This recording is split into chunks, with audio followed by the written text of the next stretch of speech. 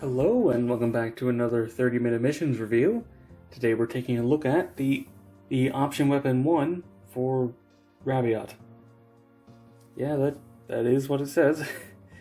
the Rabiot, of course, being the new good guy mech from the 30-minute missions line, though, as you'll see later, it's not necessarily for the Rabiot. And I'm not just saying that because I don't have one yet. Anyway, this is a bit of a mess right now, so let's get this cleaned up and then we'll go through all the parts. Alright, let's start out with sort of its own thing.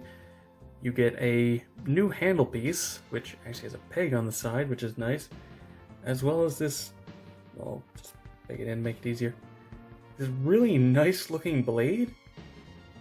This is probably one of the best looking swords that they've released. I really like how this looks. Anyway, next up we have another melee weapon.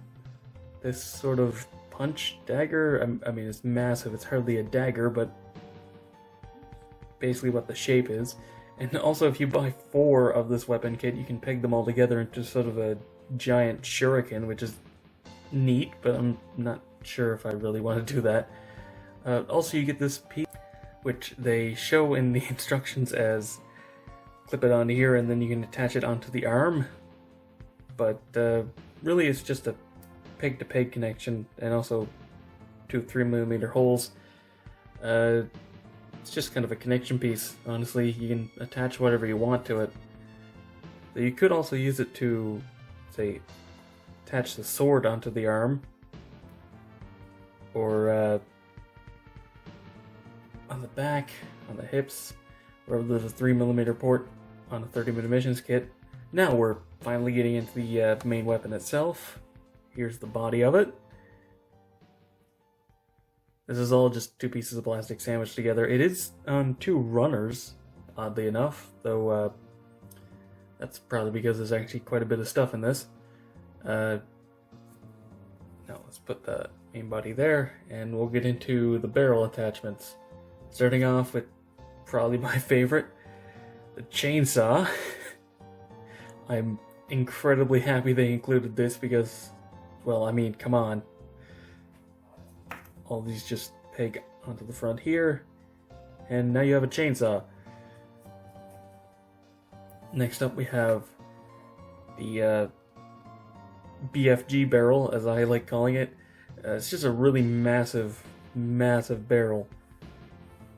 And this one also has another attachment point on the front, so you can connect them together as an extension, or attach one of the other barrels which are coming up, such as this one, which also has another connection in there, though I'm pretty sure that's pretty much exclusively for this smaller barrel,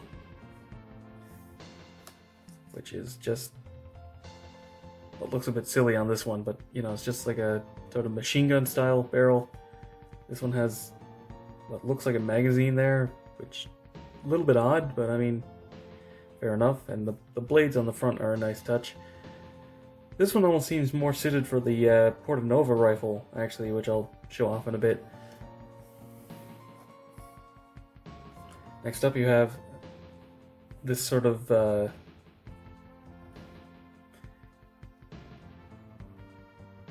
maybe rifle, a shotgun. It's a beam weapon, definitely.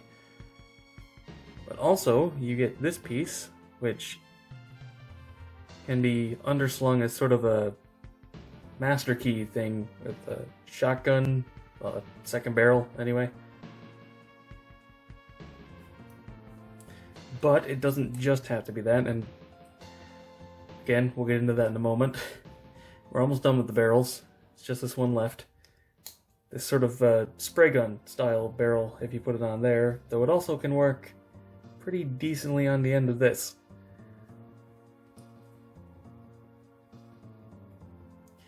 Now the rest of the parts are accessories, starting with this one, which just hides the handle. If you want to give this sort of a heavy underslung rifle look, you can put this on the back, and then you can attach the next accessory, the secondary handle up on the top. Next you have this piece, which is intended to be a sight, though you could probably use it for other things as well. And also you get another secondary handle, this one on a 3mm peg, which means that it pegs in here, a little bit tight, and it's also on a forward and backward hinge.